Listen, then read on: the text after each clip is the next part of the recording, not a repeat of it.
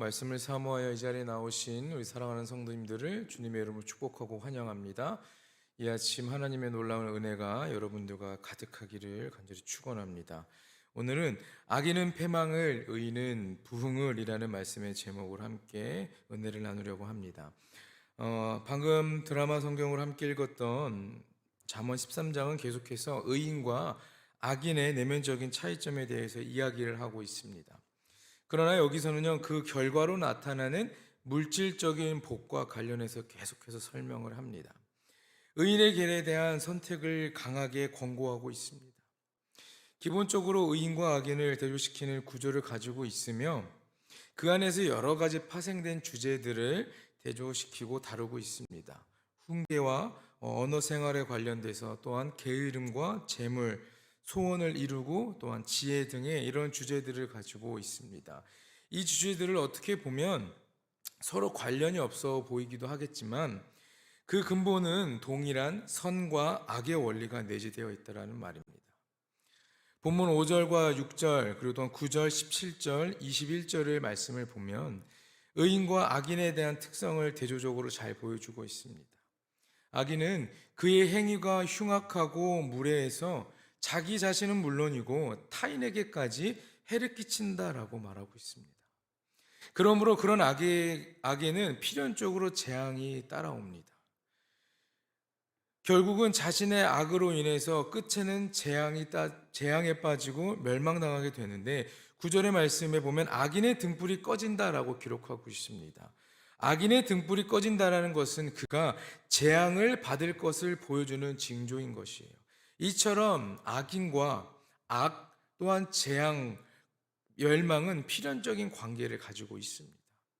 그리고 반면에 의인은요, 하나님께서 미워하시는 것을 미워하고 하나님께서 기뻐하시는 것을 기뻐하는 자라고 말하고 있습니다. 그는 거짓말을 미워하고 행실이 정직한 자를 보호하는 사람이 됩니다. 또한 다른 사람에게 아주 중요한 존재가 되는 것입니다. 9절 말씀을 다시 한번 제가 읽어드리겠습니다. 의인의 빛은 환하게 빛나고 악인의 등불은 꺼지느니라. 그러므로 의인에게 선한 보응이 따르고 악인의 등불과 대조되는 이 빛이 아주 환하게 빛난다라고 말하고 있습니다. 9절에서 빛나고 라고 번역된 이 히브리어는 유쾌한 혹은 즐거운이라는 의미를 가지고 있어서 의인의 빛은 타인에게 아주 유쾌함과 즐거움이 된다는 의미로 해석되기도 합니다. 그리고 1절과 3절을 보면 훈계에 대해서 또한 언어의 생활에 대해서 이야기를 하고 있습니다. 어떤 자를 보고 우리는 지혜로운 자다라고 말할까요? 성경은 아버지의 훈계를 들으며 좋은 말로 남을 위로하는 자라고 1절과 2절에 말하고 있습니다. 지혜는 훈계를 통해서 가정에서 전해지는 것이 보통입니다. 또한 이 지혜로운 자와 미련한 자는 그들의 언어 생활에서 명백한 차이를 가지고 있습니다. 히브리서 12장 5절에서 8절의 말씀을 제가 읽어드리겠습니다. 또 아들에게 권하는 것 같이 너희에게 권면하신 말씀도 잊었도다 일러스되 내 아들아 주의 징계하심을 경히 여기지 말며 그에게 꾸지람을 받을 때에 낙심하지 말라. 주께서 그 사랑하시는 자를 징계하시고 그가 받아들이시는 아들마다 채찍질하심이라 하였으니 너희가 참음은 징계를 받기 위함이라. 하나님이 아들과 같이 너희를 대우하시나니 어찌 아버지가 징계하지 않는 아들이 있으리요. 징계는 다 받는 것이거늘 너희에게 없으면 사생자요 친아들이 아니니라. 지혜로운 자는 자식을 사랑합니다. 그래서 부지런히 또한 진실하게 계속해서 징계하며 훈계하며 나아갑니다. 지혜로운 자는 자기를 향한 훈계와 권면을 기쁘게 받아들일 줄 아는 사람인 것입니다. 왜 나에게 이러한 말을 하고 왜 나에게 이렇게 훈계하지라고 불평불만하는 것이 아니라 그 말을, 그 이야기를 받아들일 준비가 되어 있는 자를 말합니다. 그는 훈계의 말씀에 집중해서 그대로 살아가고자 부단히 노력하는 사람입니다. 그러나 미련한 자는 어떻습니까? 결코 타인의 훈계를 듣지 않는 사람입니다. 이처럼 훈계를 저버리는 자는 결국 궁핍과 욕을 듣게 되고 욕이 따르게 된다는 것을 그들은 알지 못하기 때문에 그렇게 타인의 말을, 또한 타인의 훈계를, 그러한 권면을 받아들이지 않는 것이에요. 훈계를 받아들일 줄 아는 지혜로운 자는 무슨 말을 하는 데 있어서 매우 조심스럽습니다. 말 한마디에 하는 것이 너무나 조심스러운 것이에요. 그러나 타인의 말을 듣지 않는 자일수록 어떻습니까? 자신의 목소리만 더 크게 내려고 합니다. 다른 사람의 말은 듣지 않고 오히려 그들의 말은 무시하기 앞서고 자기의 목소리만 더욱더 크게 내며 자기의 말만 하기 바쁘다는 것이에요. 사람은 입의 열매로 복을 누리며 살기 때문에 입을 열 때마다 지혜로운 말로 남을 위로해야 될 것이고, 또한 하나님의 말씀으로 영혼을 살려야 합니다. 그런데 인간은 어떻습니까? 자기의 입을 지키기가 매우 어렵습니다. 우리 몸에 있는 이 입, 혀가 그렇게 크지 않지만 그것을 우리가 조절하고 그것에 대해서 우리가 지키는 게 너무나 어려워요. 본의 아니게 악한 말로 상대방에게 아픔을 주고 상처를 줄 때도 있습니다. 나는 그런 의도가 아니었지만 상대방에게 씻을 수 없는 아픔과 상처를 주고, 또한 그들을 누르고 그들을 밀어내려 하고 그들을 낙심되게 하는 말을 할 때도 있습니다. 말 한마디의 중요성에 대해서 우리는 너무나 잘 알고 있지만, 우리의 이런 것들을 알고 있지만 사람들과 혹은 주변에 있는 사람들과 관계를 하다 보면은 나도 모르게 그냥 튀어나오는 그 말 한마디가 그들에게는 큰 아픔이 된다는 것입니다. 잠언 18장 20절과 21절에 보면 사람은 입에서 나오는 열매로 말미암아 배부르게 되나니 곧 그의 입술에서 나는 것으로 말미암아 만족하게 되느니라. 죽고 사는 것이 혀의 입에 달렸나니 혀를 쓰기 좋아하는 자는 혀의 열매를 먹으리라. 여러분, 혀에는 죽고 살리는 권세가 있습니다. 우리가 꼭 칼과 무기로 상대방을 찌르고 했을 때 그들이 아픔을 얻고 죽음을 당하는 것이 아니라 이 말 한마디에도 그들에게는 죽음과 같은 고통을 느낄 수 있다는 것입니다. 그러므로 그가 어떤 말을 하느냐에 따라서 복을 받거나 혹은 멸망을 받게 되는 것입니다. 그러니 우리가 말 한마디 하는 것, 누군가에게 어떠한 이야기를 할 때 말을 옮기는 것 너무나 조심스럽고 중요하다는 것입니다. 학창시절 때 학교에 가면 여러분들도 아실 것입니다. 교실에 가면 급훈이 있지 않습니까? 근데 이상하게도 제가 고등학교 1, 2, 3학년 시절에 항상 담임선생님은 바뀌었는데 급훈이 똑같았습니다. 말하기 전에 생각하자. 행동하기 전에 생각하자. 저한테 하는 말 같았습니다. 근데 3년 내내 담임선생님이 다른데 과목도 달랐습니다. 체육 선생님, 영어 선생님, 수학 선생님이셨는데 다른 반에 가면 다 다른데 어떻게 제가 있는 반만 그렇게 똑같은 급분이 있었을까? 그래서 항상 그런 생각했습니다. 제가 좀 성격이 급하거든요. 그러니까 막 장난치고 친구들이랑도 이렇게 하다 보면은 그냥 툭툭 던지는 말 한마디가, 아니면 그렇게 하는 행동이 친구들에게는 상처가 된 적도 있다라는 겁니다. 근데 그거를 1학년 때는 잘 몰랐습니다. 그냥 급훈은 급훈일 뿐이지 저와는 아무런 관련이 없었으니까. 근데 이제 대학 진학을 앞두고 기도하며 이제 신학을 전공을 해야 되나, 아니 어떤 길을 가야 되냐를 그런 고민에 빠져 있을 때 이상하게 그 급훈이 제 눈에 자꾸 들어오는 겁니다. 야 태영아, 너 말하기 전에 한번 행동해라. 네가 생각해라. 네가 행동하기 전에 한번 생각해야 된다. 라는 것을 계속 주시는 겁니다. 이게 어떻게 보면은 많은 사람들에게도 적용되겠지만 목회의 길을 걷는 자들에게는 더욱더 중요하다라는 생각이 들었습니다. 그래서 계속해서 이제 살아가다 보면서 많은 친구들과 많은 사람들과 관계할 때 이거 조심해야 된다라는 걸 알지만 너무 어렵습니다. 근데 저만 그럴까요? 여러분들은 어떻습니까? 여러분들의 그 말 한마디가 누군가를 살리고 죽일 수 있다는 것을 경험해 본 적이 있으십니까? 정말 다 죽어가고 힘들어가고 낙심되는 그런 주변에 있는 어떤 분들에게 말 한마디가 그를 살릴 수 있는 그런 말이 되는 것이고, 아니면 별말 아니라고 생각했던 그 말 한마디가 상대방을 정말 낙심에 절망에 빠지게 할 수도 있다는 것입니다. 그러니 여러분, 우리가 어떤 말을 하냐에 따라서 복을 받게 되고 또한 멸망을 당하게 된다는 것을 기억하시며 우리 사랑하는 불꽃교 성도님들도 말 한마디, 행동 하나 하는 것에 늘 조심하시기를 간절히 부탁드립니다.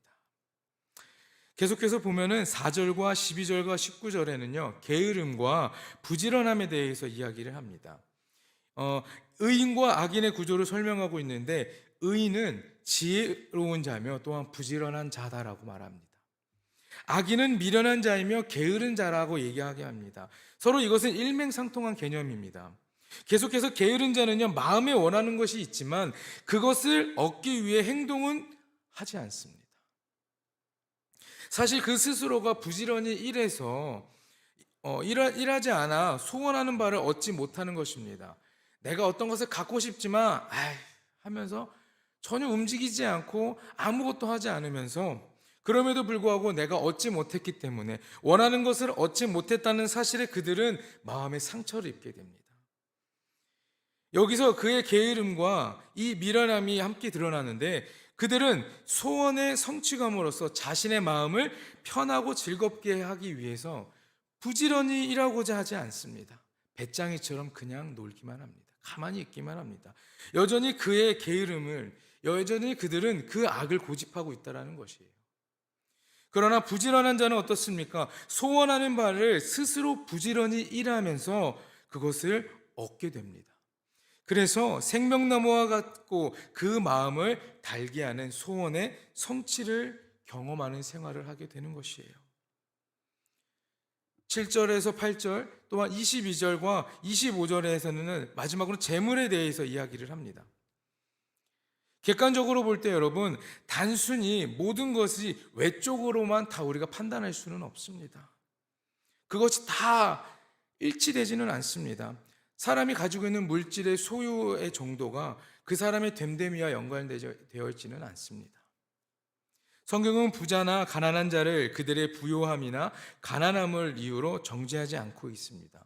사실 재물이 많고 적으면 그렇게 중요한 것이 아닙니다. 물론 하나님의 일반적인 섭리로 성실히 일하는 사람은 그 재물을 모으면 모을수록 모일 것이고, 불법적으로 재물을 모으려고 하는 사람들은 지금은 많이 모인 것처럼 보이겠지만 언젠가 그 모든 재물을 잃어버리는 날이 오게 된다라는 말입니다.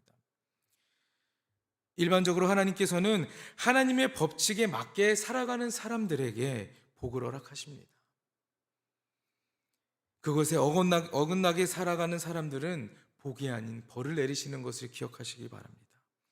하나님의 백성들은 세상적인 흐름과 환경에 따라 살아가는 것이 아닙니다. 하나님의 백성들은 하나님의 말씀대로만 살아가는 사람인 것이에요. 비록 현실에서 다 보상받지는 못하겠지만 하나님이 원하시는 바른 길, 하나님께서 원하시는 정당한 방법을 선택하며 살아가야 할 것입니다. 재물은 이 세상에서 살기 위해서는 없어서는 안 되는 것이죠. 하지만 결국 그것은 심판의 날에 무익한 것입니다. 그렇기 때문에 그것보다 오히려 하나님의 뜻대로 살아가고 하나님의 말씀대로만 살아가고 하나님이 원하는 그러한 생활 방식을 선택하며 살아가야 할 것입니다. 14절에서 16절, 그리고 또한 16절은 지혜와 미련함을 대조적으로 보여주는데, 지혜는 의인의 특성입니다. 미련함은 악인의 특성이죠. 제가 앞에서 말씀드렸듯이 본문에서 미련한 자는 어느 곳에 있던지 어떻습니까? 자신의 그 미련함을 계속해서 나타납니다. 미련한 자는 지혜가 없으므로 오히려 신뢰할 만한 대상이 되지도 못합니다.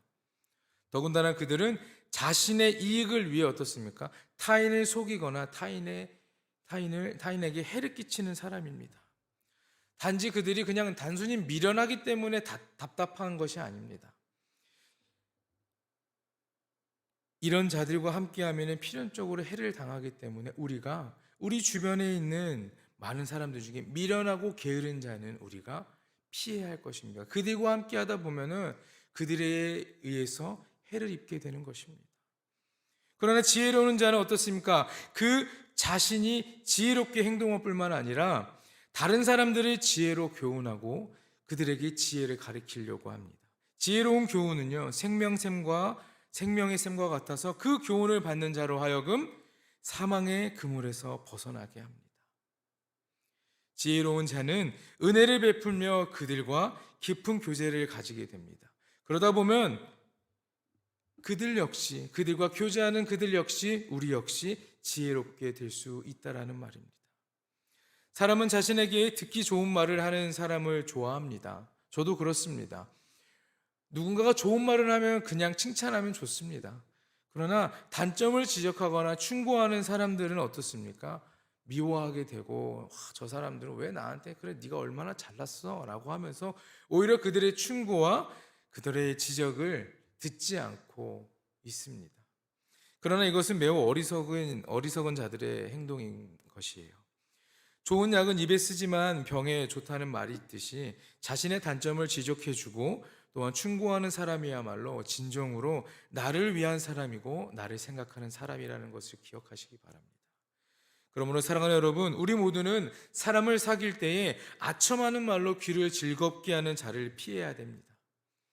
또한 또한 부모님이나 어른들의 교훈, 또한 인생의 삶의 삶의 믿음의 선배들의 그 말을 우리는 그저 흘려보내면 안 되는 것입니다. 그 말들을 우리가 잘 기억하고 마음에 새겨 나가야 되는 것입니다. 그 속에서는 인생을 살아가는 지혜가 있기 때문입니다.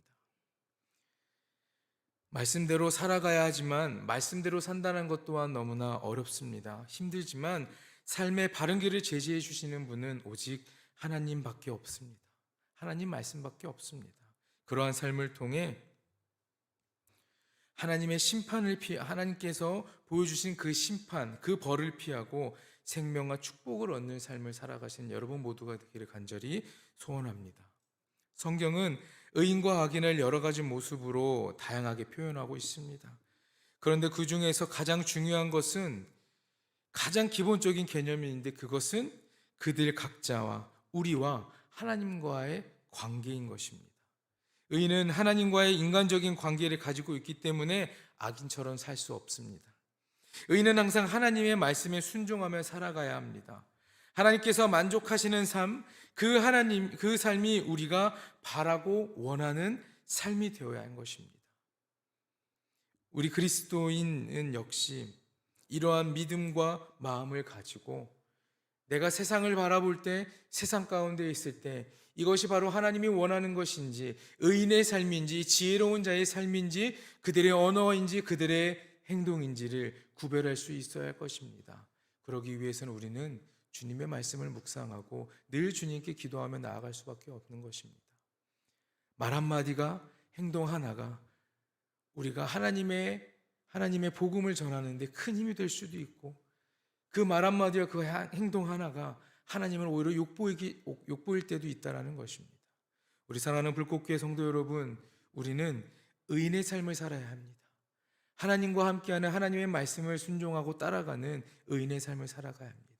그런 자가 바로 지혜로운 자이며 그런 자가 바로 하나님이 선택한 하나님의 귀한 백성이라는 것을 기억하시고 오늘 하루를 살아갈 때에 여러분의 삶에 주변의 수많은 사람들에게 역시 하나님을 믿는 사람이구나, 그리스도인은 다르다라는 그러한 이야기를 들으며 지혜롭고 의인의 모습을 보이며 살아가는 여러분 모두가 되기를 간절히 축원합니다. 기도하겠습니다.